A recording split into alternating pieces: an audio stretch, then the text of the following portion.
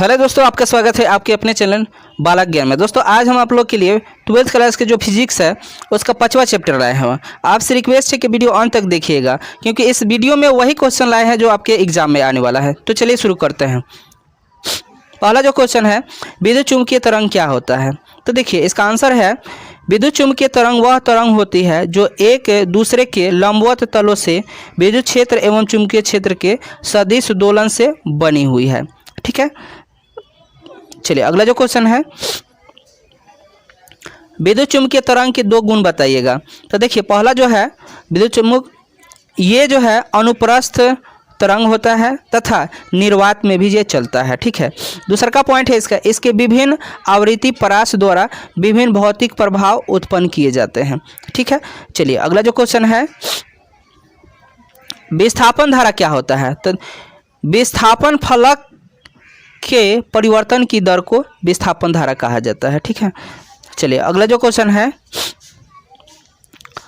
वायुमंडल क्या है। तो देखिए वायुमंडल का ऊपरी भाग बाह्य विकिरणों से आयनों में परिवर्तित किया जाता है।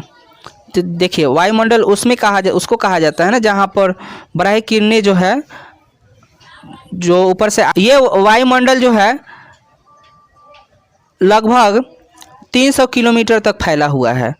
यह आकाशीय संचार में भी मदद करता है। दोस्तों देखिए वायुमंडल जो है ना, जैसे हम लोग कोई चीज़ जैसे समझ लीजिए, आकाशीय संचार का मतलब क्या होता है कि जैसे हम मोबाइल यूज कर रहे हैं तो हम जब बोलते हैं तो हमारे मोबाइल से एक तरंग निकलता है और आयनमंडल में जाता है और वहाँ आयनमंडल से टकरा कर फिर पृथ्वी पर दूसरे मोबाइल के पास तरंग पहुंचता है। जिस तरह से हम लोग का कम्युनिकेशन होता है। चलिए अगला जो क्वेश्चन है, प्रकाश क्या है। तो प्रकाश एक विद्युत चुम्बकीय तरंग है। अगला जो क्वेश्चन है, किरणें एक्स क्या है। तो एक्स किरणें एक एवोगाड्रो तरंग लंबाई की कोटि का विद्युत चुम्बकीय तरंग है। इसकी प्रकाश की चाल जो है तुल्य होती है। चलिए अगला जो क्वेश्चन है, ग्रीन हाउस प्रभाव क्या होता है।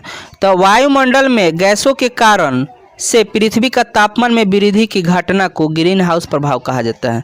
जैसे दोस्तों समझिएगा आप कि हमारे दैनिक जीवन में बहुत ज़्यादा कार्बन डाइऑक्साइड का उपयोग हो रहा है, जिससे क्या हो रहा है ना, हमारा पृथ्वी का टेम्परेचर जो है बढ़ते जा रहा है।